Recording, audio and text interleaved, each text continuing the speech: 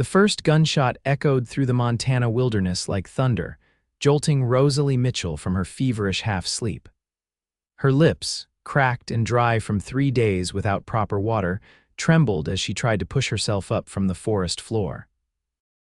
The second gunshot came closer, sending birds scattering from the pines overhead.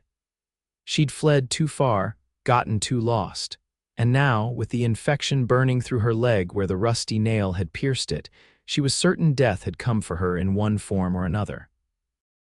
Rosalie's breath came in shallow gasps as she dragged herself behind a fallen log, her once fine traveling dress now torn and mudded beyond recognition. The wound on her calf throbbed mercilessly, red streaks climbing toward her knee. She'd escaped one nightmare only to find herself trapped in another, miles from civilization, delirious with fever in the untamed Montana territory of 1878. The sound of hoofbeats grew louder, and Rosalie pressed her face against the cool earth, praying for invisibility. The rider approached slowly, and through the spaces between fallen branches, she caught glimpses of worn leather boots and spurs. A man dismounted, his movements cautious. "Hello," his voice was deep, carrying the rough edges of the frontier. "I know someone's out here, I'm not looking for trouble." Rosalie remained silent, but a sudden coughing fit betrayed her location. She couldn't stop once it started, her lungs burning as badly as her infected wound. The footsteps approached quickly, and suddenly he was there, a tall figure silhouetted against the setting sun, a Winchester rifle held loosely in his hands.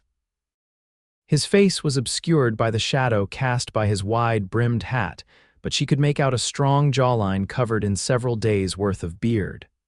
"Good Lord," he muttered, quickly setting his rifle against a tree and crouching beside her. "What happened to you, miss?" Rosalie tried to speak, but another coughing fit overtook her. The man gently turned her over, his calloused hand touching her forehead. "You're burning up something fierce." His voice softened as he assessed her condition, lifting the tattered edge of her skirt just enough to see the angry wound on her leg. "That's gone bad, real bad," she whimpered when his fingers came too close to the wound. "Please," she managed, "don't hurt me." His expression changed immediately, a mix of concern and something resembling offense. "Hurt you? Miss, I'm trying to help. My name's Nathan Reed. I've got a cabin about 3 miles from here." When she didn't respond, he sighed and removed his bandana, soaking it with water from his canteen before pressing it to her forehead. The cool relief made tears spring to her eyes. "You can't stay out here," he said firmly. "Night's coming, and so are the wolves. That infection will kill you if exposure doesn't first." He paused, seeming to choose his words carefully.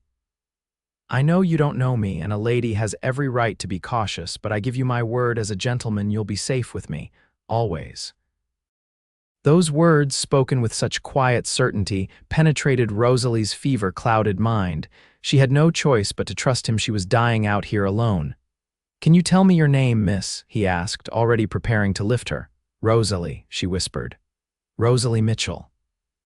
"Miss Mitchell, I'm going to carry you to my horse now. It might hurt some, but I'll be as gentle as I can." True to his word, Nathan lifted her as if she weighed nothing, cradling her against his chest. The movement sent shards of pain through her leg, and she bit her lip to keep from crying out. He smelled of leather, pine, and horses, nothing like the cologne-drenched men she'd known back east. "There's my girl," he said, clicking his tongue. A beautiful chestnut mare trotted over, eyeing Rosalie with curiosity. "This is Penny, best horse in the territory. She'll get us home quick." With remarkable skill, Nathan mounted while still holding Rosalie, settling her in front of him. He wrapped one arm securely around her waist while taking the reins with his free hand. "Lean back against me if you need to," he instructed. "Just try to stay awake if you can." As they rode through the darkening forest, Rosalie drifted in and out of consciousness, aware only of the steady heartbeat at her back and the gentle voice occasionally speaking reassurances near her ear.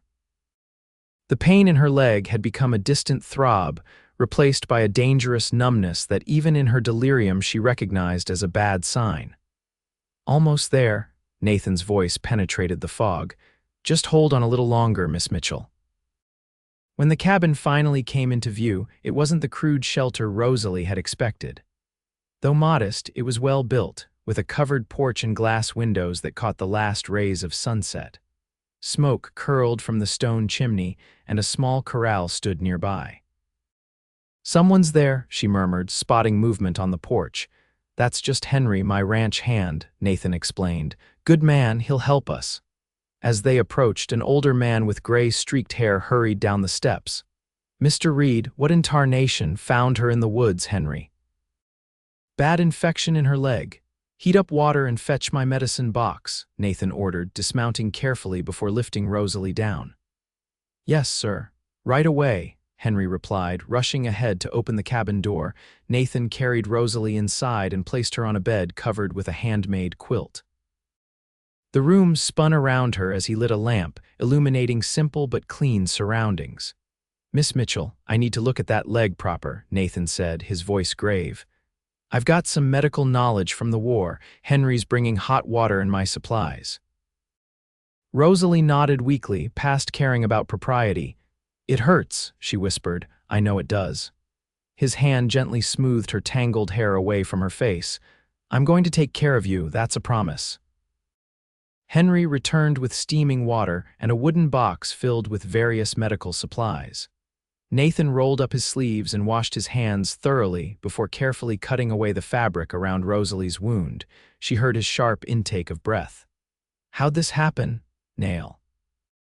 "From a wagon wheel," she managed. "3 days ago, I think." Nathan exchanged a worried glance with Henry. "It's badly infected. Going to need to clean it out and draw the poison. It'll hurt something fierce." "Do what you must," she whispered. "Henry, the whiskey." The older man produced a bottle and Nathan held it to Rosalie's lips. "Drink as much as you can stand. It'll help with the pain." The liquor burned her throat, but she forced herself to swallow several gulps. Then Nathan poured some directly onto her wound. The pain was explosive white-hot agony that tore a scream from her throat before blackness mercifully claimed her.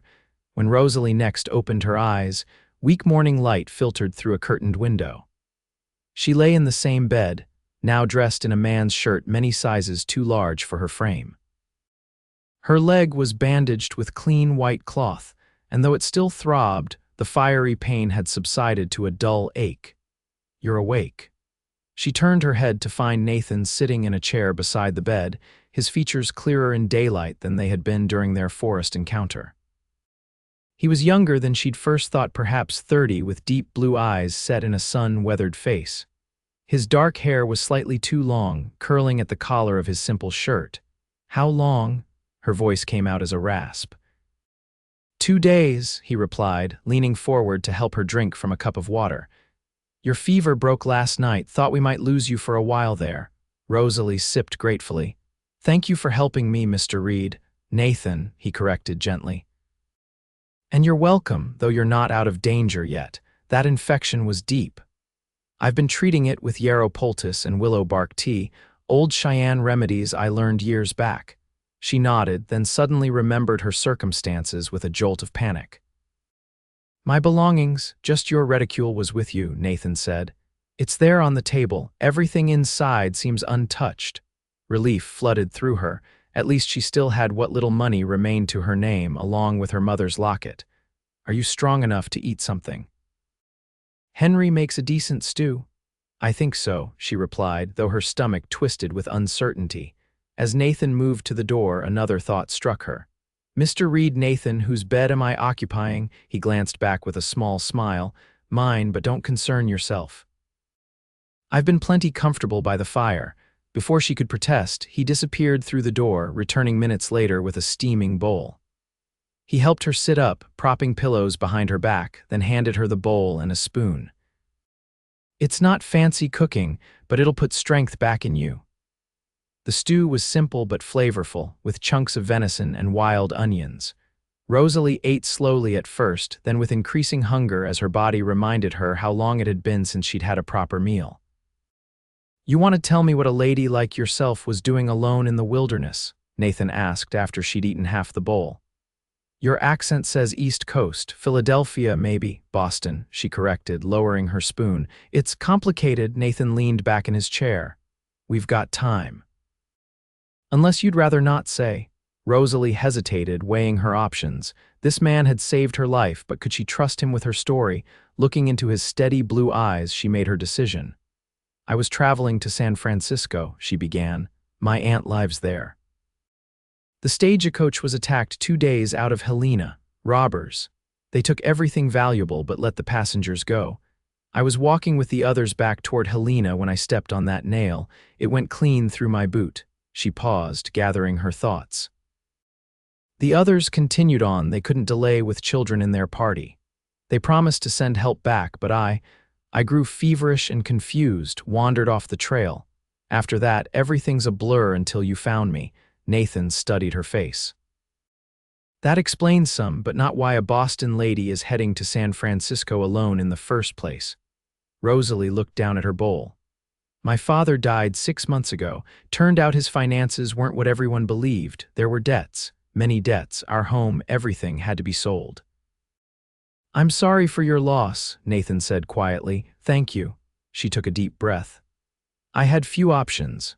My aunt offered me a place to stay until I could find suitable employment as a governess or companion. Nathan nodded, though something in his expression suggested he suspected there was more to her story. He was right, but Rosalie wasn't ready to share the rest, not about Charles Harrington and his unwanted proposal, or how he'd threatened to ruin what remained of her family's reputation when she refused him. Some things were better left unsaid, at least for now. Well, Miss Mitchell, you're welcome to stay here until you're well enough to travel again. It'll be a few weeks before that leg is healed proper. I couldn't impose, it's no imposition, he cut in. Winter's coming on fast up here. No stagecoach would take you in your condition anyway, and I wouldn't let them if they tried. His tone brooked no argument, and truth be told, Rosalie had no energy to protest. Where else could she go? She had barely enough money to complete her journey, let alone pay for lodging while she recovered. You're very kind, Mr. Reed. Nathan, he reminded her, and it's not kindness, just human decency. With that, he took her empty bowl and stood. Rest now. I'll check your bandages again this evening. For the next week, Rosalie drifted between sleep and wakefulness as her body fought to heal. Nathan changed her bandages twice daily, his hands surprisingly gentle for a man who clearly lived by physical labor. He brought her books from his small collection when she felt strong enough to read, and sat with her in the evenings, telling stories of his years in Montana Territory. She learned he'd come west after the war, though he never specified which regiment he'd served in, and had slowly built his small cattle operation from nothing. He lived simply but wasn't poor, with a growing herd and plans to expand his property when the opportunity arose. Henry, she discovered, was a former Buffalo soldier who'd saved Nathan's life during an Apache raid years earlier. The two men had formed an unlikely partnership, with Henry handling much of the day-to-day ranch work, while Nathan occasionally guided hunting parties or worked as a scout for the army when extra money was needed. By the second week, Rosalie was able to move around the cabin with the aid of a walking stick Nathan had carved for her. The wound was healing well, with no sign of the angry red streaks that had signaled infection. Her strength returned gradually, and with it came an increasing awareness of her unusual living situation. She was alone in a remote cabin with 2 bachelor men, a situation that would have horrified her Boston acquaintances. Yet she felt safer here than she had in months. Nathan was unfailingly respectful, sleeping on a bedroll by the fire despite her repeated offers to take that spot herself.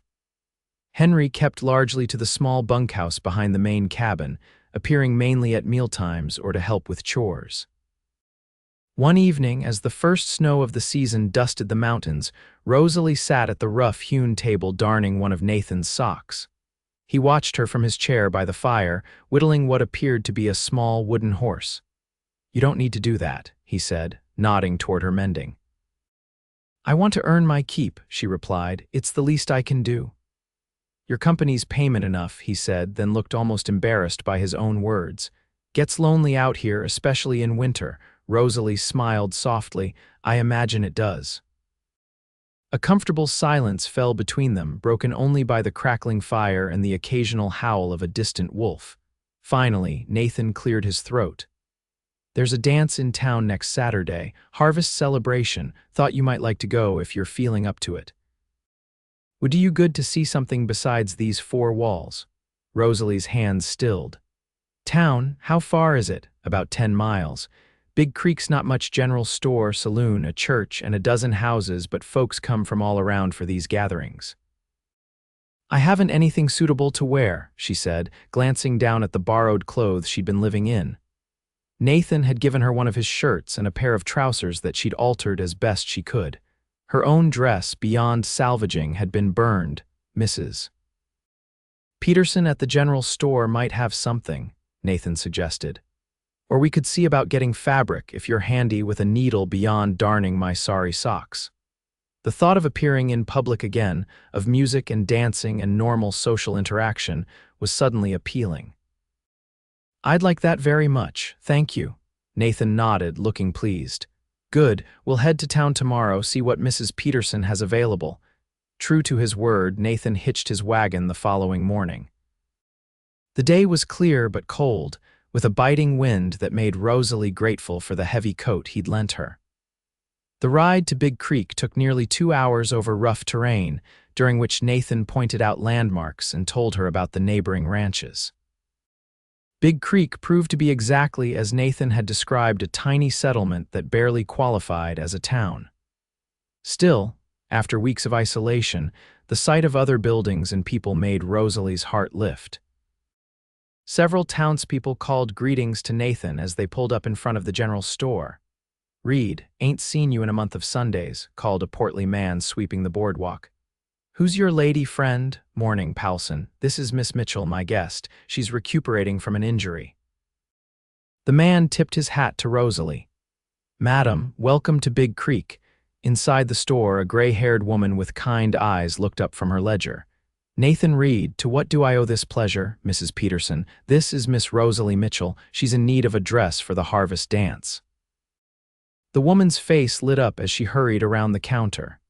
"A dress? Heavens, it's been ages since I've had called to outfit a proper lady." She took Rosalie's hands in hers. "My dear, you are most welcome. Come to the back. I have several ready-made garments that might suit, or fabrics if you prefer to sew your own." Nathan cleared his throat. "I'll just look at some supplies while you ladies handle this business, Mrs. Peterson led Rosalie to a small room behind the main store where several dresses hung from pegs on the wall. These came in on the last shipment from Helena. Ordered them for the Simmons girls, but they ended up traveling east for the winter. The dresses were simple but well made, in practical colors suitable for frontier life. Rosalie was drawn to a blue calico with white trim, certainly not the quality she'd once been accustomed to, but pretty nonetheless. "That one would suit you beautifully with your dark hair, Mrs. Peterson commented. "Would you like to try it on?" The dress fit reasonably well, though it needed taking in at the waist. Mrs. Peterson immediately began pinning adjustments, chattering happily as she worked. "So, you're staying at Nathan Reed's place. How interesting." Her tone was carefully neutral, but Rosalie caught the underlying curiosity. "He saved my life," Rosalie explained. "I was injured and lost in the woods. Mr. Reed found me and has been caring for me until I'm well enough to continue my journey." "Ah, I see, Mrs. Peterson nodded, though her expression remained speculative. "Nathan's a good man, best in the territory if you ask me. Keeps to himself mostly, but always the first to help when there's trouble." "He's been very kind," Rosalie agreed. Shame about his wife and child hit him hard. Rosalie's heart skipped a beat. His wife, Mrs. Peterson, looked up in surprise. "He hasn't mentioned Sarah or little Joseph?" "No," Rosalie said quietly. "He hasn't spoken of them." The older woman sighed. "Well, it's not my place to tell tales. That was all before he came here anyway." Nearly 7 years ago now. Rosalie remained silent, digesting this new information as Mrs. Peterson finished her pinning. A widow.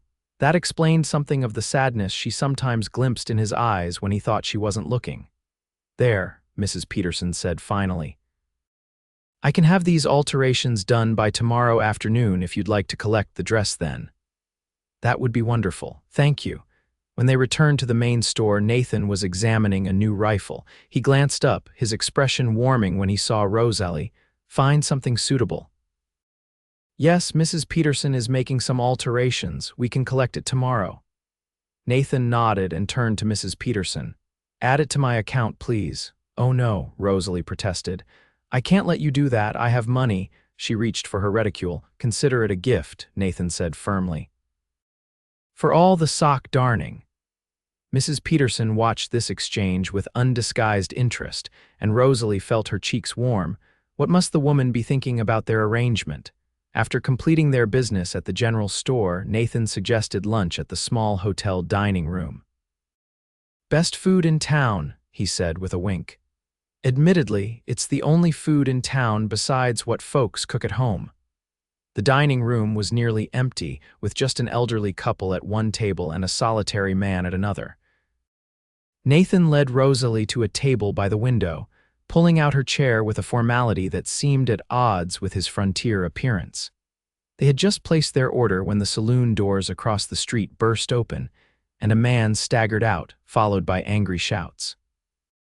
Nathan's posture immediately stiffened. Problem? Rosalie asked. That's Wade Tyson, he said, his voice tight. Trouble follows that man like flies on a carcass. As if hearing his name, Tyson looked toward the hotel window.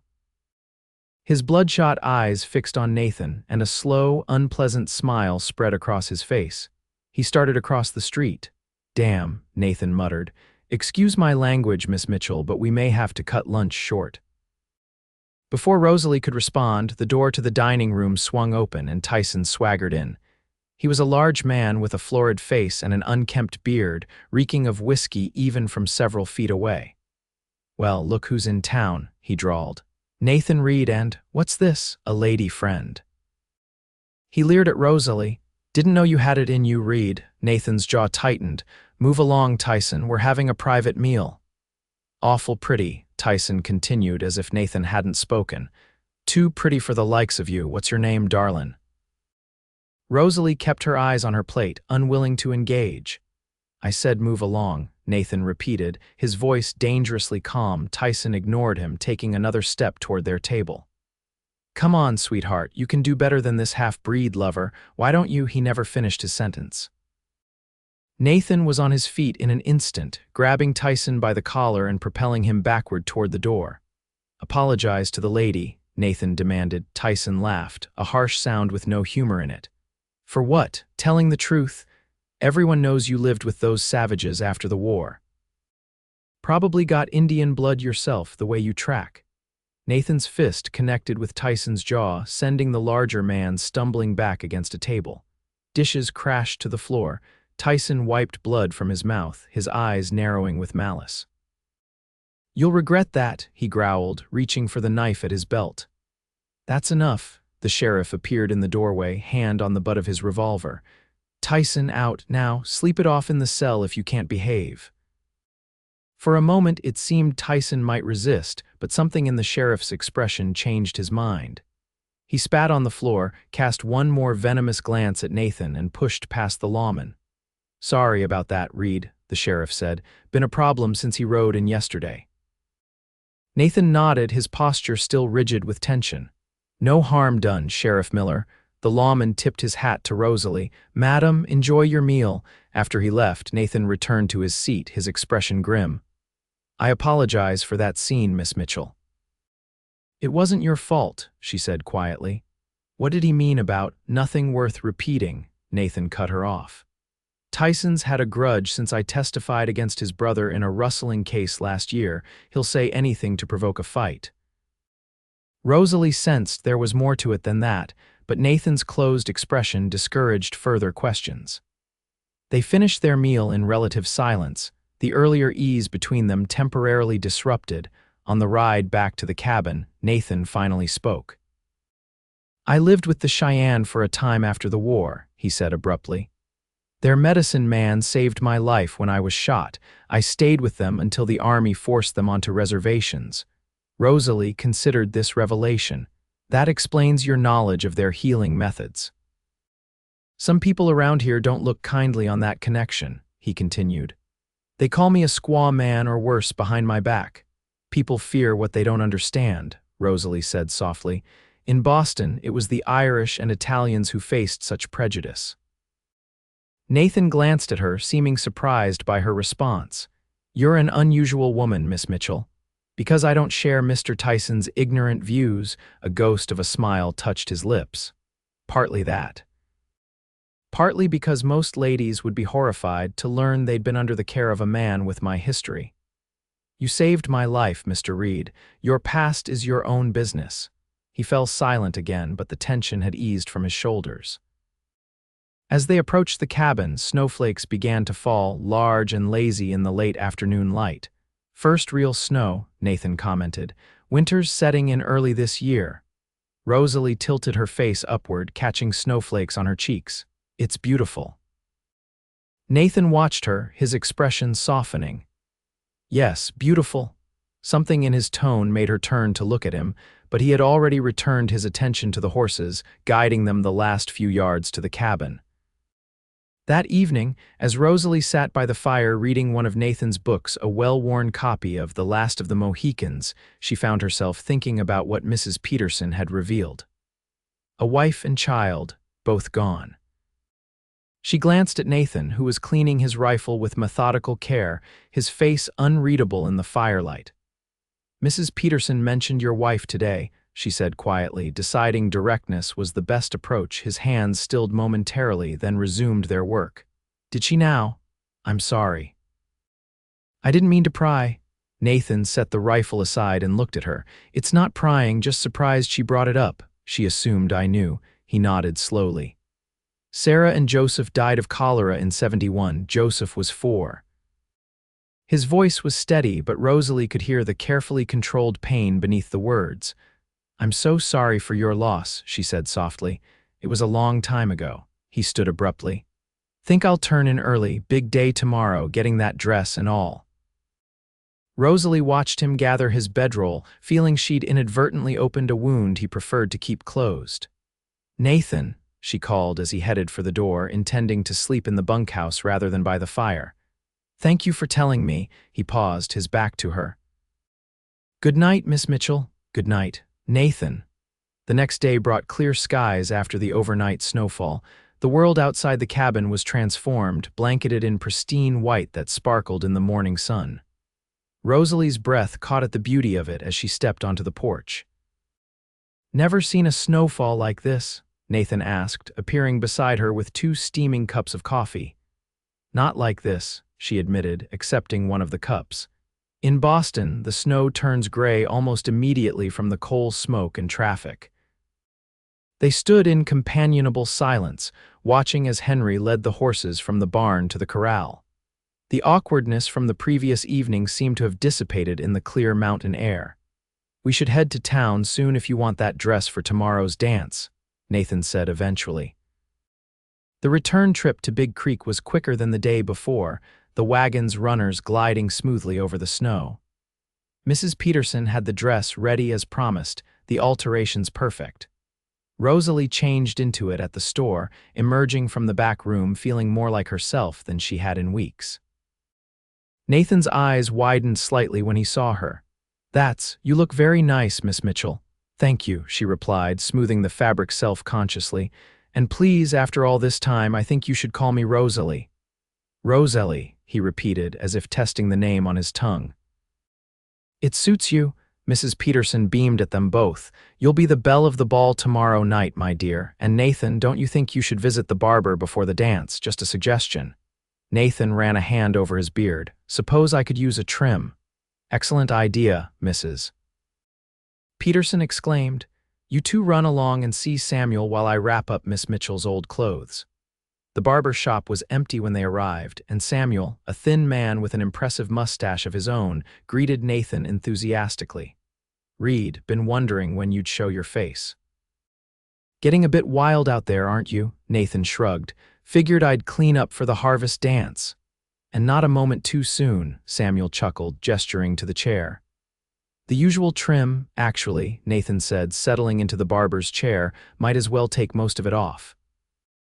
Keep a short beard but neaten it up. Samuel raised his eyebrows. Well now, this is unexpected. Wouldn't have anything to do with your lovely companion, would it? Nathan's eyes met Rosalie's in the mirror. Just time for a change. An hour later, Rosalie barely recognized the man who emerged from beneath Samuel's razor and scissors. Without the shaggy beard and overgrown hair, Nathan's features were revealed to be strikingly handsome, strong jawline, high cheekbones that hinted at his time among the Cheyenne, and a small scar near his right temple that she hadn't noticed before. "What do you think?" he asked, seeming almost shy as they walked back to the wagon. "It suits you," she replied, echoing his earlier words. On the ride home, Rosalie found herself stealing glances at this transformed version of her rescuer. The physical change somehow made him seem more accessible, less the mysterious frontiersman and more simply a man one she was increasingly aware of as exactly that. The day of the harvest dance dawned bright and cold. Excitement buzzed through the cabin as preparations were made. Henry polished boots and brushed jackets, while Nathan split extra firewood to keep the cabin warm during their absence. Rosalie spent the morning washing her hair and arranging it as best she could without her usual combs and pins. By late afternoon, a nervous energy had taken hold of her. It had been months since she'd attended any social function, and never one like this. What would these frontier people think of her? Would they speculate about her presence at Nathan's cabin, make assumptions about their relationship? "You don't have to go if you're not feeling up to it," Nathan said, noticing her tension as she paced the cabin. "No, I want to," she insisted. "It's just been a while since I've been in a crowd." He nodded understandingly. "Folks here are good people, mostly. Simple, maybe, compared to what you're used to, but decent." "I'm not worried about their simplicity," she assured him, more concerned about appearances. Understanding dawned in his eyes. "Ah, your reputation, and yours," she added quickly. "I wouldn't want people to think. Let them think what they will," he interrupted. "We know the truth of things." His easy dismissal of potential gossip surprised her. In Boston, a woman's reputation was everything once damaged, nearly impossible to restore. But perhaps things were different here in this wild country, where survival often demanded arrangements that would scandalize Eastern society. As evening approached, Rosalie donned her new dress, grateful for the small mirror Nathan had hung on the wall for her use. The blue calico complemented her dark hair and eyes, and though the style was simpler than she was accustomed to, she had to admit it suited the frontier environment better than her former finery would have. When she emerged from behind the privacy screen Nathan had rigged in the corner, she found him waiting by the door in his best clothes, clean black trousers, a white shirt, and a dark vest. His hair was neatly combed, and he'd trimmed his beard even closer than the barber had left it. "You look beautiful," he said simply. "Thank you," she smiled, suddenly shy. "You look very handsome yourself." Henry, dressed in his own Sunday best, gave a low whistle. "You two will be the finest-looking couple at the dance, that's for certain." Nathan shot him a warning glance, but Rosalie pretended not to notice the implication. They weren't a couple, of course. She was merely his guest, recovering from an injury before continuing her journey to San Francisco. Yet as Nathan helped her into his best coat to ward off the evening chill, his hands lingering briefly on her shoulders, she couldn't deny the warmth that spread through her had nothing to do with the heavy wool garment. The dance was held in the town's small church, the pews pushed back against the walls to create an open space in the center. Lanterns hung from the rafters, casting a golden glow over the gathering crowd. A small group of musicians, 2 fiddlers, a banjo player, and a man with a harmonica were setting up in one corner. Heads turned when they entered, conversations pausing momentarily before resuming with increased intensity. Nathan placed a protective hand at the small of Rosalie's back, guiding her through the curious onlookers. Nathan Reed, and with a lady, a jovial man with an enormous belly approached, hand extended. "Thomas Whitaker, Miss Town Mayor, such as we have one." "Rosalie Mitchell," she replied, accepting his handshake. "Pleased to meet you, Boston, if I don't miss my guess." When she nodded, his grin widened. Thought so, my late wife was from Massachusetts, never lost that accent. What brings you to our little corner of nowhere? Before she could answer, Nathan intervened smoothly. Miss Mitchell is traveling to San Francisco, had some trouble on the road and is recuperating at my place until she's fit to continue her journey. Well, our gain for the moment, Whitaker boomed. You must save a dance for me, Miss Mitchell. Don't let Reed here monopolize you all evening. As the mayor moved on to greet other arrivals, more of the townspeople approached. Mrs. Peterson introduced her husband, a quiet man who merely nodded when spoken to. The sheriff tipped his hat and welcomed her to Big Creek. Several women, clearly curious about the stranger in their midst, asked polite questions about Boston and her journey. Throughout it all, Nathan remained at her side, his steady presence a comfort in the unfamiliar crowd. When the music finally started, he turned to her with a slight bow. Would you honor me with this dance, Miss Mitchell? The tune was a lively reel, and though Rosalie's legs still ached slightly, she found she could manage the steps well enough with Nathan's support. He danced better than she would have expected, guiding her confidently through the patterns. You're full of surprises, Mr. Reed, she said as they circled each other. Where did a frontiersman learn to dance so well? A shadow crossed his face briefly. Sarah taught me. She loved dancing. Before Rosalie could respond, the patterns separated them, and by the time they came together again, his expression had cleared. They completed the dance in silence, though not an uncomfortable one. As promised, she danced with Mayor Whitaker next, then with the sheriff and several other men. Each partner invariably asked about her connection to Nathan Reed, some more directly than others. She kept her answers simple and truthful. He had found her ill and injured, taken her in, and was helping her recover before she continued her journey. Between dances, she noticed Nathan speaking intently with Sheriff Miller in a corner. Their expressions were serious, and once they both glanced toward the door as if expecting trouble. When Nathan returned to her side, she asked about it.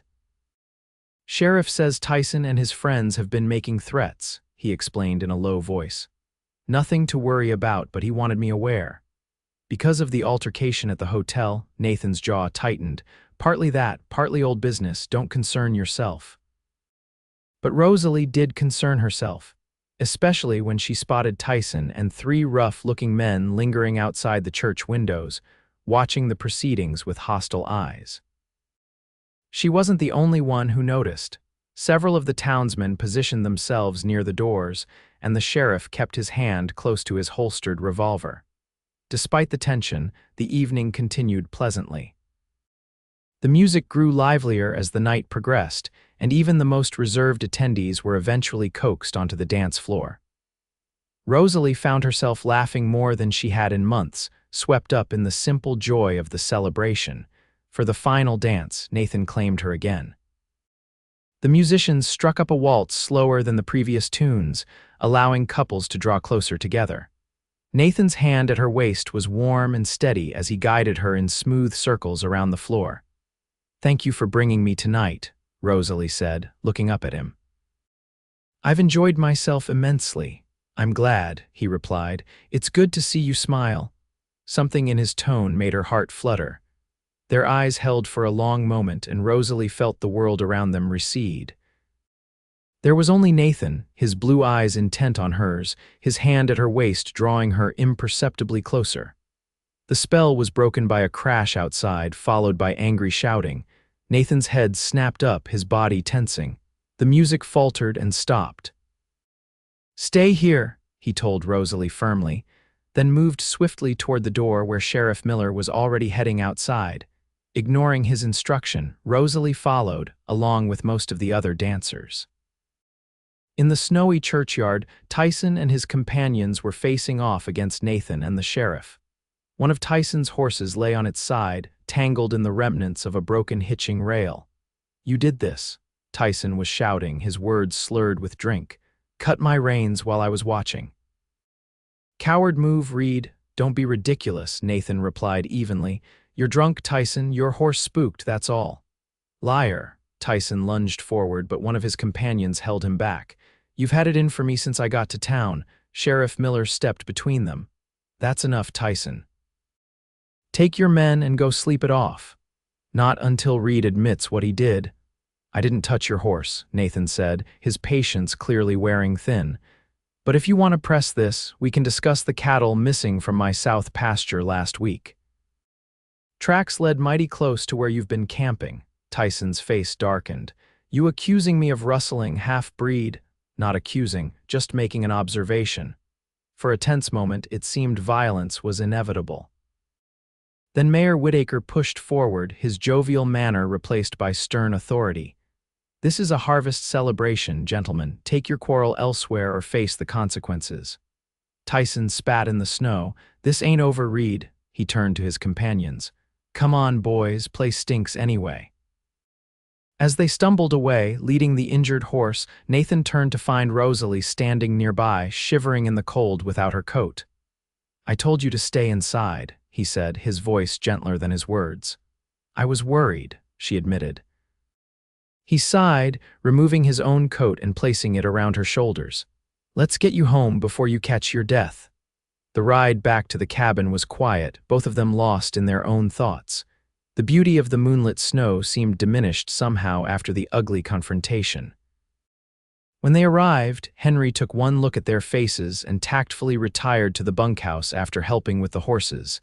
Inside, Rosalie removed Nathan's coat and hung it carefully by the door. Will there be trouble? With Tyson, I mean. Nathan stoked the banked fire, adding logs until flames leapt up to warm the chilled room. Probably. Man like that doesn't let go of a grudge easily. Because of me, because you defended me at the hotel, he turned to face her. No, this goes back further, but don't worry about Tyson.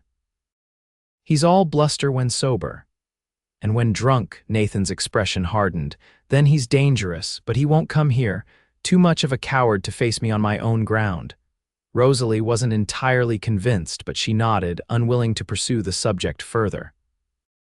She moved to the privacy screen to change out of her dance dress, her mind replaying the evening, the music, the dancing, the moment during the waltz when something unspoken had passed between them.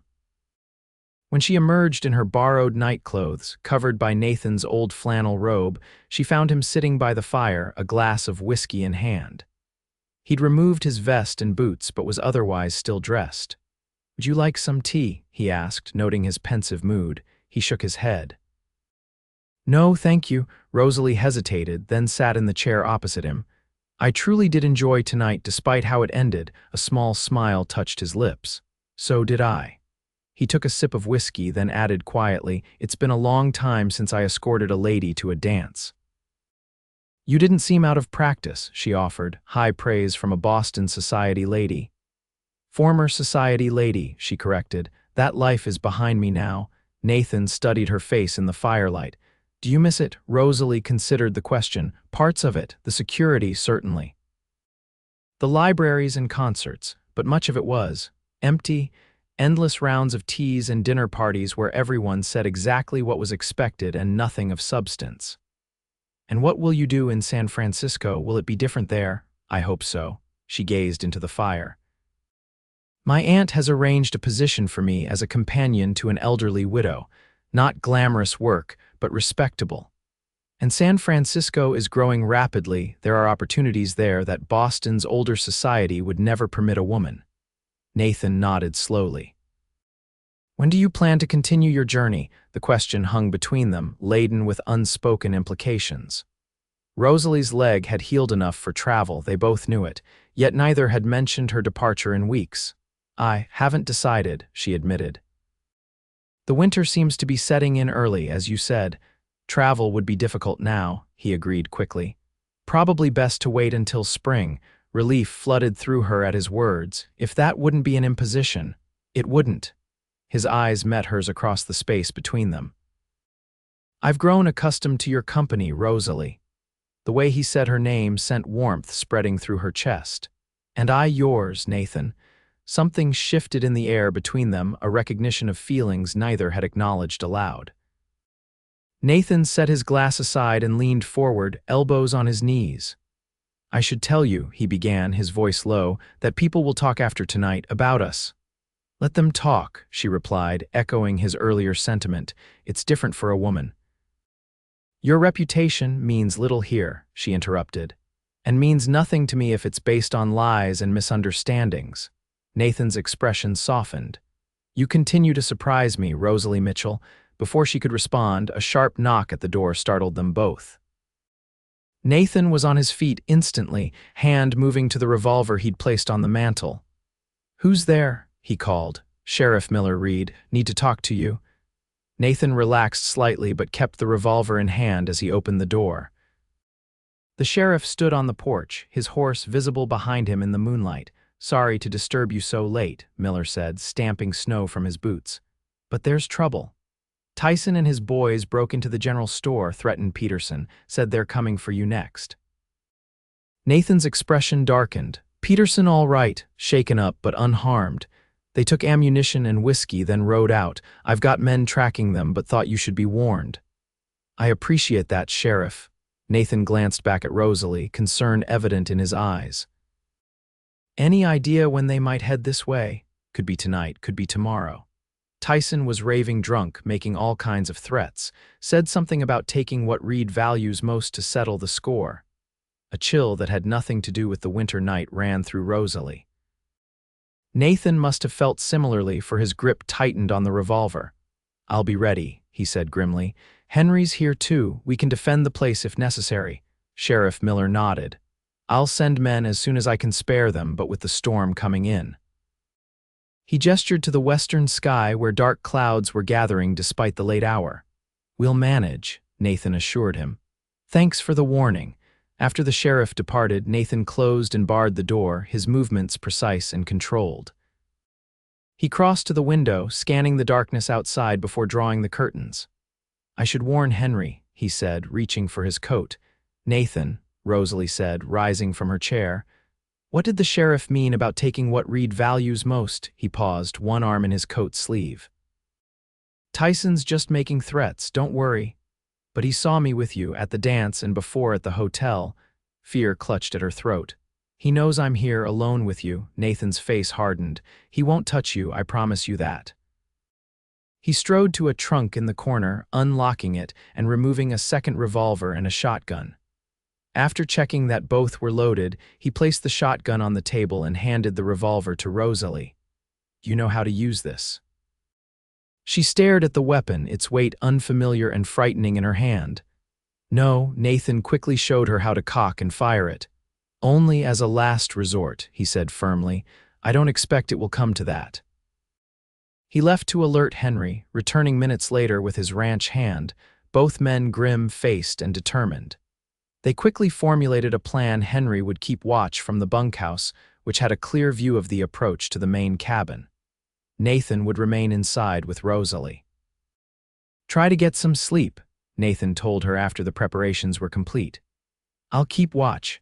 Sleep seemed impossible under the circumstances, but Rosalie retreated to the bed, pulling the quilt around her shoulders as she sat with her back against the wall, the revolver close at hand. Nathan positioned himself by the window, occasionally pulling the curtain aside to scan the darkness. I'm sorry about this, he said after a long silence. It's not your fault, isn't it? He turned to look at her. Tyson's grudge is against me. Now you're in danger because of it. You saved my life, Nathan, she reminded him. I'd likely be dead in the forest if not for you. Whatever happens now, I owe you a debt I can never repay. He shook his head. You owe me nothing. Having you here these past weeks has been. He hesitated, searching for words. It's been like waking up after a long sleep, seeing the world in color again instead of just shades of gray. Rosalie's breath caught at the raw honesty in his voice. Nathan, a sharp whistle from outside interrupted her Henry's signal.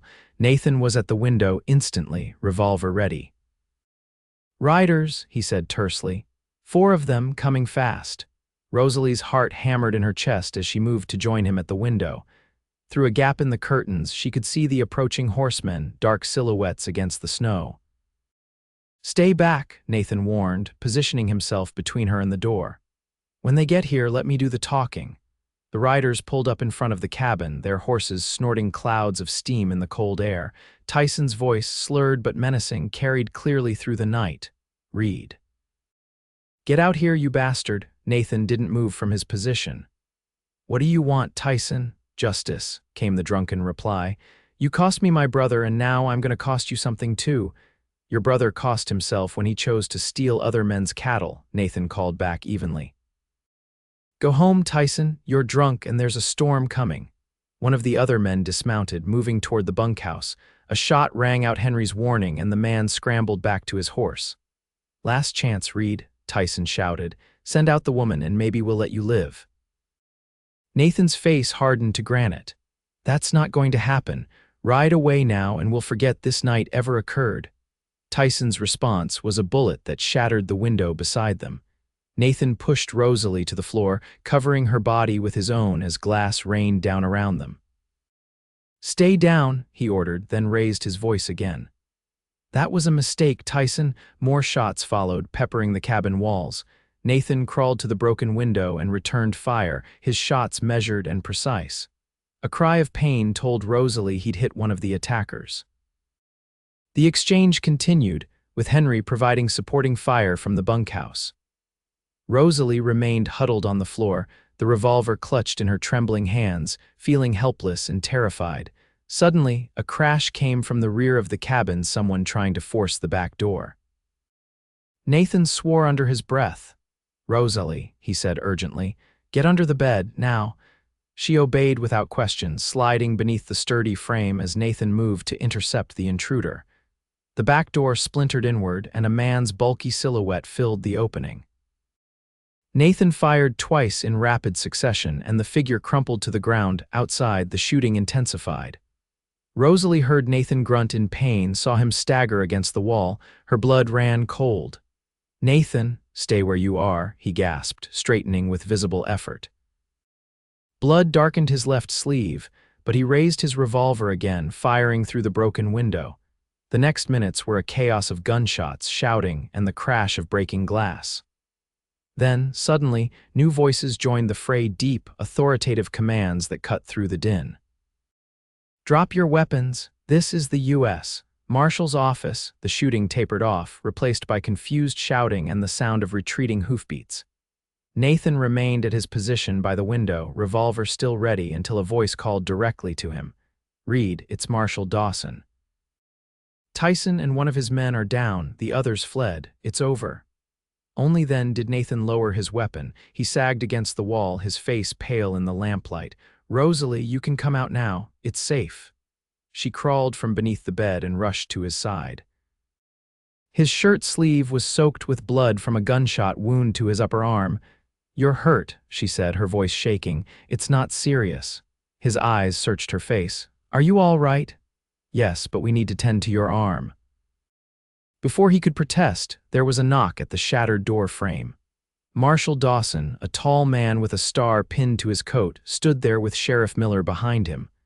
"Lucky we got here when we did," Dawson said, surveying the damage to the cabin. "Miller told me about the trouble brewing, and we were already tracking Tyson for other matters." Nathan nodded grimly. "Appreciate the assistance, Marshal. What's the situation out there?" "Tyson took a bullet to the chest. Yours, I'd wager. He won't last the night. One of his men is dead by your door. The other two fled, but we'll track them when this storm passes." As if on cue, snow began to fall heavily outside, driven by an increasing wind. The marshal glanced at the weather, then at Nathan's wounded arm. "We need to get that tended to, Reed. And secure this place before the storm hits full force." The next few hours passed in a blur of activity.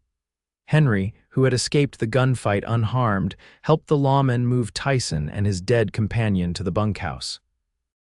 Nathan's wound was cleaned and bandaged by Rosalie, who discovered the bullet had merely grazed his arm rather than lodging in it, painful, but not life-threatening. The broken windows and door were temporarily repaired with boards from the barn, and the fire was built up to combat the increasing cold as the storm intensified outside. By dawn, the cabin was secure again, though bearing the scars of the night's violence. Marshal Dawson and Sheriff Miller departed with the bodies once the storm abated slightly, promising to return when possible. Henry retreated to the repaired bunkhouse to rest, leaving Nathan and Rosalie alone in the main cabin. Exhaustion finally catching up with her, Rosalie sat heavily on the edge of the bed. Nathan joined her, his bandaged arm held carefully at his side. "It's over," he said quietly. "You're safe now." The simple statement broke something inside her. Tears, held back throughout the terrifying night, suddenly spilled down her cheeks. Nathan's good arm came around her shoulders, pulling her gently against him. "I was so afraid," she whispered against his chest, "when I saw you were shot." "SHH," he soothed, his hand stroking her hair. "It would take more than Wade Tyson to keep me from protecting you." Rosalie lifted her head to look at him, her tears subsiding. "You could have been killed because of me." "No," he said firmly, "not because of you. Because of Tyson's hatred and his inability to accept the consequences of his actions." He paused, his blue eyes intense. "I would face 100 Wade Tysons to keep you safe, Rosalie." The declaration hung between them, weighted with meaning beyond the immediate danger they'd faced. Rosalie's heart pounded as she recognized the truth in his eyes and in her own heart.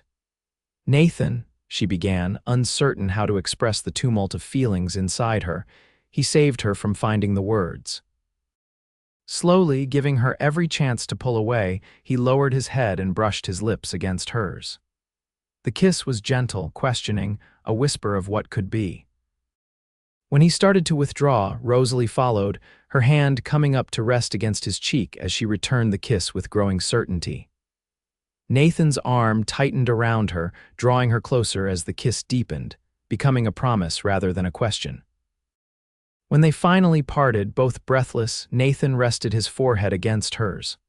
"I've wanted to do that for weeks," he admitted. "Why didn't you?" she asked, her fingers tracing the line of his jaw. "You're a lady from Boston." "I'm a frontier rancher with Cheyenne ways and a past I don't often speak of. What could I offer you?" Rosalie drew back slightly to look into his eyes. "Safety, honesty, a home," she smiled softly. "Aren't those things worth more than Boston drawing rooms and empty social niceties?" A slow smile spread across his face. "When you put it that way."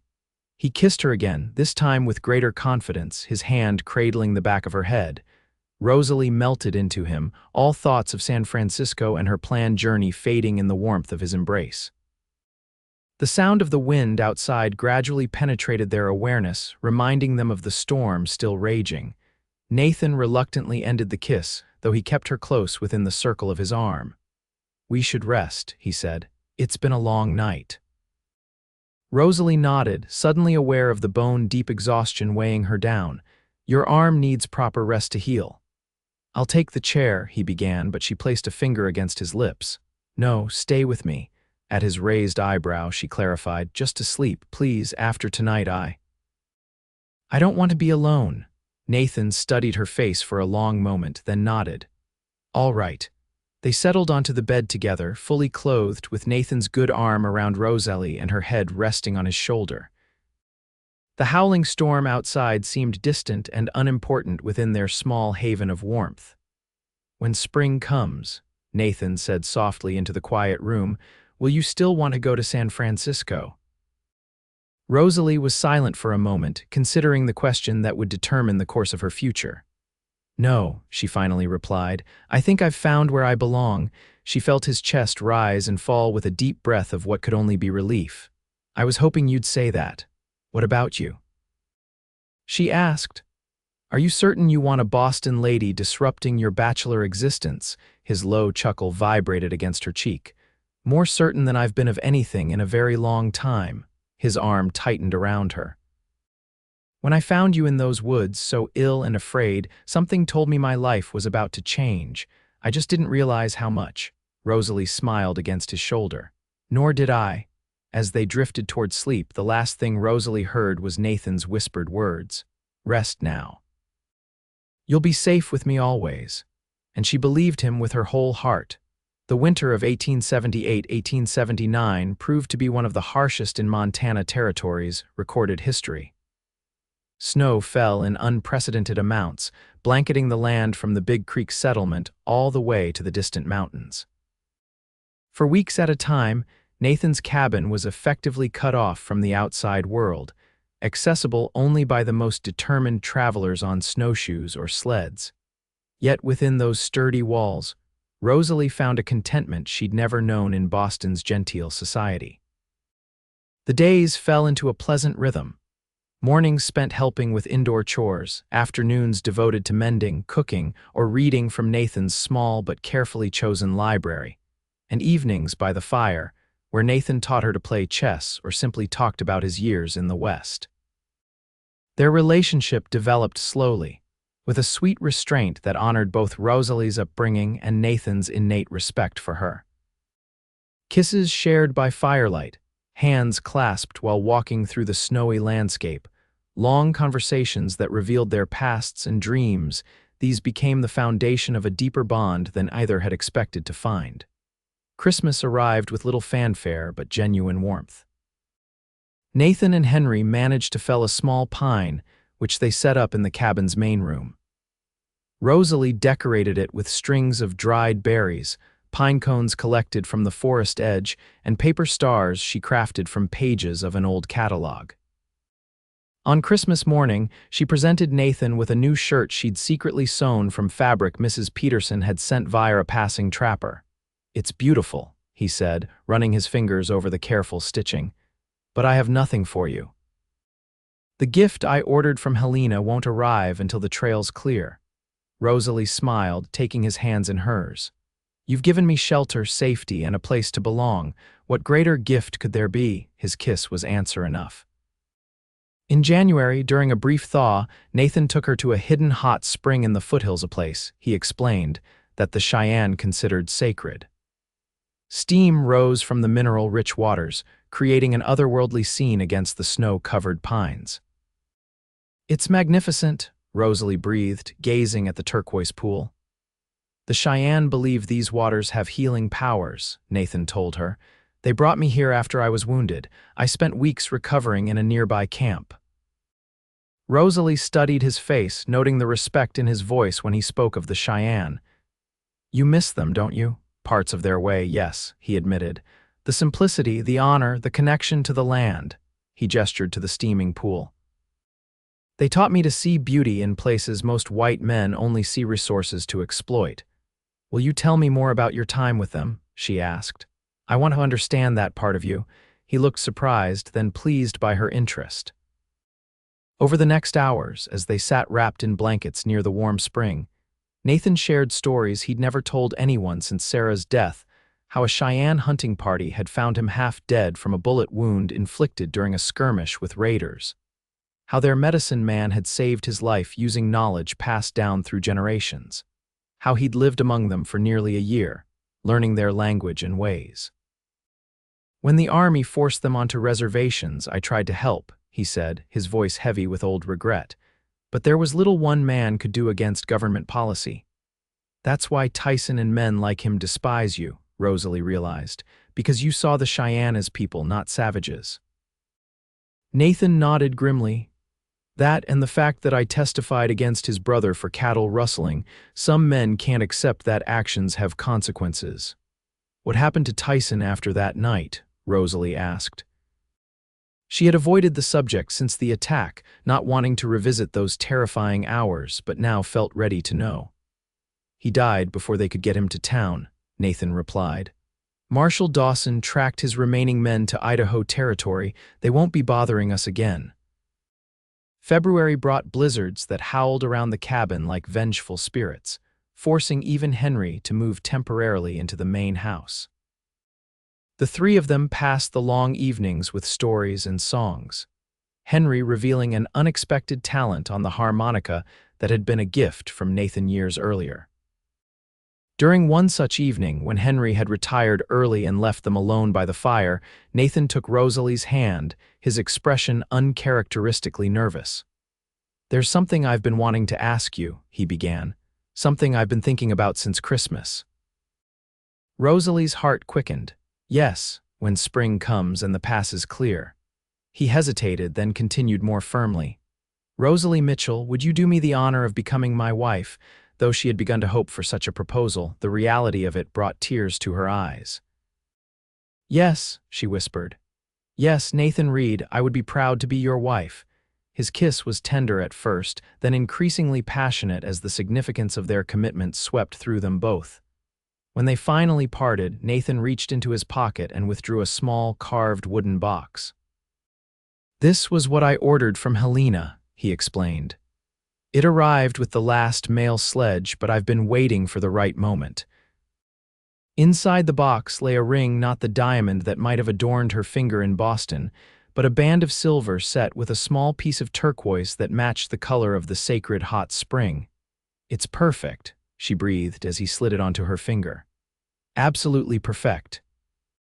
March brought the first signs of spring longer days, the occasional sound of dripping as snow began to melt from the cabin's eaves, birds returning from their winter haunts.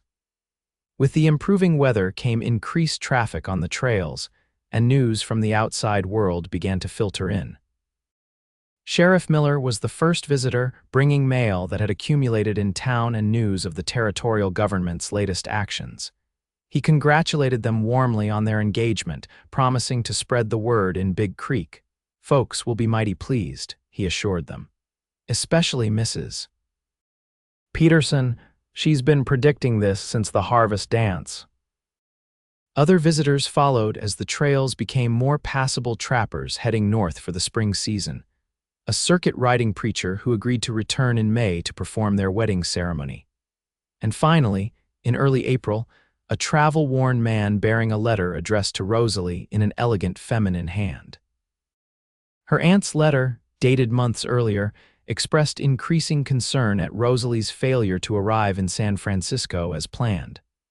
Search parties had been sent along the stagecoach route, but found no trace after the reported robbery. Her aunt feared the worst and begged for any information about her niece's fate. "I must write to her immediately," Rosalie said, distressed at the thought of her aunt's prolonged worry, "and explain everything that's happened." Nathan provided paper and ink, and Rosalie spent hours crafting a letter that detailed her misadventure, rescue, and the unexpected love she had found in the Montana wilderness. She invited her aunt to the wedding, though acknowledged the journey might prove too arduous for a woman of her years. "Do you think she'll approve?" Nathan asked when Rosalie had sealed the letter. "Of you, undoubtedly. Aunt Margaret always said I needed someone steady and honorable, not the preening dandies of Boston society." She smiled. "Of the wilderness, perhaps less so. But she'll come to understand in time." As April progressed, preparations for the wedding occupied much of their attention. The cabin, which had already begun to reflect Rosalie's presence in small vase curtains at the windows, a braided rug by the bed, wildflowers in a jar on the table, underwent more substantial changes. Nathan and Henry added a second room, providing the privacy a married couple would need, and began constructing furniture to fill it. Word of the upcoming nuptials spread through the scattered homesteads of the region, and gifts began to arrive, a handmade quilt from Mrs. Peterson, a set of china plates from Mayor Whitaker, preserves and pickles from various neighbors' root cellars. The generosity overwhelmed Rosalie, who had expected nothing from people who had known her so briefly. "That's the way of things out here," Nathan explained when she expressed her surprise. "Folks look after each other, a wedding's cause for celebration for the whole community, not just the couple." A week before the wedding, an unexpected carriage arrived at the cabin, a hired conveyance from Helena, bearing a surprise visitor. "Aunt Margaret," Rosalie cried, running to embrace the dignified older woman who descended carefully from the carriage. "I never thought you'd come all this way." "Did you think I would miss my only niece's wedding?" Margaret Fairchild replied, returning the embrace before holding Rosalie at arm's length to examine her. "My dear, you look different. Frontier life agrees with you." It was true. The months in Montana had transformed Rosalie from a pale, corseted Boston lady into a healthier, stronger woman. Her skin had taken on a golden hue from time outdoors, her hands had developed calluses from practical work, and her figure, no longer constrained by fashionable undergarments, had softened into natural curves. "And this must be your Mr. Reed," Margaret continued, turning to Nathan, who stood uncertainly nearby. "Madam," he said, removing his hat, "welcome to our home. It's an honor to meet Rosalie's family." Margaret studied him with shrewd eyes that missed nothing: the strength in his weathered face, the intelligence in his blue eyes, the way he stood protectively near Rosalie without constraining her. "Well," she said finally, "I see my niece has chosen well, Mr. Reed, very well indeed." The days leading up to the wedding passed in a whirlwind of final preparations. Margaret, despite her initial shock at the primitive conditions, proved surprisingly adaptable. She took over the cabin's small kitchen, preparing traditional Boston dishes that filled the house with familiar scents from Rosalie's childhood. More significantly, she brought a trunk containing items Rosalie had thought lost forever: her mother's pearl earrings, family photographs in silver frames, books from her father's library, and most precious of all, her mother's wedding gown. "I salvaged what I could before the creditors took everything," Margaret explained as Rosalie lifted the ivory silk dress from its wrappings. "I always hoped you might wear it someday, though I never imagined it would be in such a place as this." The morning of the wedding dawned clear and bright, with wildflowers blooming across the meadows surrounding the cabin. The ceremony was to be held outdoors, beneath an arch Henry had constructed and decorated with pine boughs and early spring blossoms. Inside the cabin, Margaret helped Rosalie dress in her mother's gown, which had required only minor alterations to fit her changed figure. The silk, yellowed slightly with age, caught the sunlight streaming through the windows, giving Rosalie an ethereal glow. "Your mother would be so proud," Margaret said, securing the last pearl button. "Not just of how beautiful you look, but of the woman you've become, strong enough to forge your own path, brave enough to embrace a life so different from what was planned for you." "Do you really think so?" Rosalie asked, touching the locket containing her parents' miniature portraits that hung around her neck. "I know so," Margaret assured her. "Elizabeth always had more spirit than Boston society allowed her to show. She would have understood your choice." A knock at the door announced that it was time. Henry, resplendent in a new suit ordered from Helena for the occasion, waited to escort Rosalie to her bridegroom. Outside, it seemed the entire population of Big Creek and the surrounding homesteads had gathered. Chairs and benches arranged in rows were filled with people in their Sunday best. Children darted about, excited by the festive atmosphere. A small group of musicians, including the fiddlers from the harvest dance, tuned their instruments. And waiting beneath the flower-decked arch stood Nathan, more handsome than Rosalie had ever seen him, in a new black suit, his dark hair neatly trimmed, his face clean-shaven except for the short beard she had come to love. His eyes found hers immediately, and the naked adoration in them took her breath away. The ceremony itself was simple but deeply moving. The circuit preacher spoke of commitment and partnership, of building a life founded on mutual respect and love. Nathan and Rosalie exchanged vows they had written themselves, promises that acknowledged both the challenges and joys of the life they were choosing together. When Nathan slipped a gold band onto her finger to join the turquoise engagement ring, his hands were steady, but his voice broke slightly as he repeated, "With this ring I thee wed." The preacher's pronouncement that they were husband and wife was almost drowned out by cheers from the assembled guests. Nathan's kiss was brief but fervent, a promise of more to come when they were alone. The celebration that followed lasted well into the evening. Tables groaning with food contributed by every attending family were set up near the corral. A dance floor of wooden planks had been laid on the flat ground nearby, and as the sun began to set, lanterns were lit, casting a golden glow over the festivities. Rosalie danced first with her new husband, then with Henry, Sheriff Miller, Mayor Whitaker, and numerous other men from the community. Between dances, she accepted congratulations and good wishes, introduced her aunt to new friends, and occasionally caught Nathan's eye across the crowd, sharing private smiles that spoke of their eagerness for the celebration to end and their life together to truly begin. As the night deepened and stars appeared overhead, guests gradually began to depart. Henry and Margaret had arranged to stay with the Petersons in town, giving the newlyweds privacy for their first night as husband and wife. When the last wagon had disappeared down the trail, Nathan took Rosalie's hand and led her back to the cabin, their cabin, now truly a home they would share. Inside, someone had lit candles throughout the room and scattered pine boughs that filled the air with their fresh scent. Mrs. Reed, Nathan said softly, drawing her into his arms. How does it sound? Perfect, she replied, lifting her face for his kiss. Absolutely perfect. Their coming together that night was everything Rosalie had dreamed it might be, tender and passionate, with Nathan's reverent touches making her feel both cherished and desired. The boundaries of propriety that had governed their courtship fell away, replaced by an intimacy that bound them together in the most ancient of ways. Afterward, lying in his arms with her head on his chest, listening to the strong, steady beat of his heart, Rosalie felt a sense of completion she had never known was possible. Happy, Nathan murmured, his fingers tracing lazy patterns on her bare shoulder. Beyond words, she replied, and you. More than I ever thought I'd be again. He pressed a kiss to her forehead. When I found you in those woods, so ill and frightened, I never imagined you'd become my wife, that you'd choose this life, this place. This is where I belong, she said simply, with you, always. Summer came to the Montana territory in a riot of wildflowers and new growth. The cattle grew fat on lush grass, and Nathan's small herd increased with the birth of healthy calves.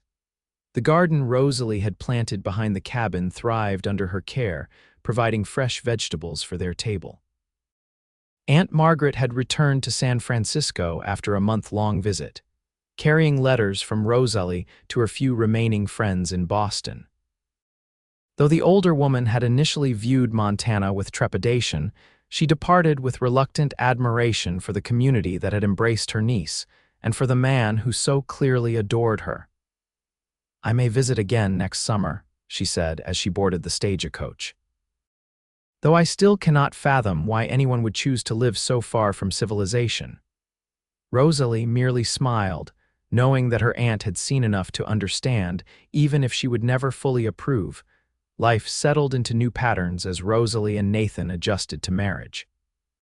There were disagreements. Of course, Nathan's tendency toward overprotectiveness occasionally chafed against Rosalie's growing independence, and her Eastern notions sometimes clashed with frontier practicalities. But they learned to communicate, to compromise, to build a partnership that drew strength from their differences rather than being weakened by them. In late summer, as they rode together along the creek that bordered Nathan's property, he pointed to a rise overlooking the water. I've been thinking we might build there come spring, a larger house with proper rooms for a growing family. Rosalie smiled, placing a hand on her still flat stomach. How did you know? Nathan's eyes widened. Are you certain? As certain as one can be without a doctor's confirmation. The baby should arrive in early spring. His whoop of joy startled birds from nearby trees. Leaping from his horse, he lifted Rosalie down from hers and swung her in a gentle circle, his face alight with happiness. A child, he marveled, setting her carefully on her feet. Our child. The first of several, I hope, she said, laughing at his exuberance. As many as you want, he promised, drawing her close. This land should be filled with children, our children. The pregnancy progressed smoothly through the autumn months. Rosalie remained active, helping with the harvest from her garden, preserving food for the winter ahead, and continuing to make their cabin ever more of a home. Nathan watched over her with loving attention, insisting she rest when needed and bringing her wild strawberries, her particular craving, whenever he found them. As her body changed, growing round with their child, Nathan's wonder and desire for her only increased. His hands would linger on the curve of her belly, his eyes fill with emotion when he felt the baby move beneath his touch. I never thought I'd know this joy again, he confessed one night as they lay together in the darkness. After Joseph died, I believed that part of my life was over forever. Rosalie stroked his face. I understand why you didn't speak of them. The pain must have been unbearable. It was, he agreed quietly, for a long time. But now, with you, with this new life we're creating together, I feel I can honor their memory without being crippled by grief. He pressed a kiss to her palm. You've healed parts of me I thought would always remain broken, Rosalie Reed. Winter arrived with the first heavy snowfall in November. The cabin, snug and well-prepared, became their haven once more. This time, however, instead of the tentative beginnings of love, it sheltered the deepening bonds of marriage and the anticipation of new life. Christmas was an intimate affair, with only Henry joining them for a special dinner. Afterward, as they sat by the fire, the older man presented them with a beautifully crafted wooden cradle. "Been working on it since you told me the news," he said gruffly. "Figured the little one would need a proper place to sleep." Rosalie's tears of gratitude made him shuffle his feet in embarrassment, but his weather-beaten face showed pleased pride as Nathan clapped him on the shoulder in wordless thanks. January brought bitter cold and heavy snow that isolated the cabin once more. Nathan kept the paths to the barn and well cleared, but venturing further became increasingly difficult as Rosalie's pregnancy advanced. By February, she was confined largely to the cabin, her movements slowed by the weight she carried. "I feel like a bear in hibernation," she complained good-naturedly as Nathan helped her from a chair. "The most beautiful bear in Montana territory," he assured her, kissing her nose, "and soon enough you'll have a cub to show for it." The baby arrived on a clear, cold day in early March, a daughter with a powerful set of lungs and a shock of dark hair like her father's. After a labor that left Rosalie exhausted but triumphant, Nathan held his daughter for the first time, tears streaming unashamedly down his face. "She's perfect," he whispered, counting tiny fingers and toes. "What shall we name her?" Rosalie had been considering names for months, but now, looking at the small face that somehow combined features from both of them, she knew with certainty. "Sarah Elizabeth," she said softly. "For your first wife and my mother, is that all right?" Nathan's eyes filled with fresh tears. "It's more than all right, it's exactly right." In the days that followed, Nathan barely left their side, handling chores as quickly as possible before returning to marvel at his daughter and tend to his recovering wife. Henry proved an unexpected ally, revealing knowledge of infants gained from his own large family back east. Spring returned to the land as little Sarah grew stronger daily. By May, when the wildflowers once again carpeted the meadows, Rosalie was able to take her daughter outside, showing her the beauty of the world that would be her home. "Your papa found me ill and trembling in the forest," she told the infant as they sat beneath a flowering tree. "He promised I'd be safe with him always, and he's kept that promise every day since." "And always will," Nathan's voice came from behind her. He settled beside them on the blanket, his arm going around Rosalie's shoulders as he smiled down at their daughter. "For both my girls, always." Rosalie leaned into his embrace, contentment filling her heart. From desperate beginnings in the wilderness to this moment of perfect happiness, their journey had been unexpected in every way, yet had led exactly where she was meant to be. "Always," she echoed, lifting her face for his kiss as their daughter cooed between them, reaching tiny hands toward the sunlight dappling through the leaves above.